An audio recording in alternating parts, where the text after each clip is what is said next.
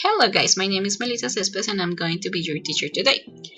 Today we are going to talk about likes and dislikes using simple present, gerunds, and infinitive. After this video you're going to practice using the following verbs: listen to music, read, watch TV, go shopping, go with friends, play an instrument, take a nap, surf the internet, and dance. Let's go for the grammar explanation.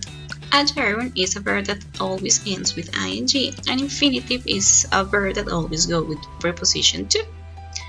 For talking about likes and dislikes, we could use the verbs love, like, and hate. Let's talk about the verb love. In this sentence, we said Danielle loves going to the park on weekends, and we also have Jill loves to go to the cinema.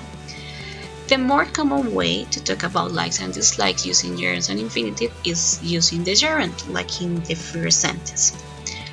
The second one is grammatically correct, but it's not that common, okay?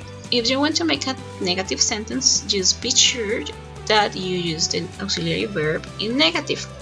In this case, it would be like Daniel doesn't love going to the park on the weekends, okay? This was a short explanation. Thank you so much, Angie.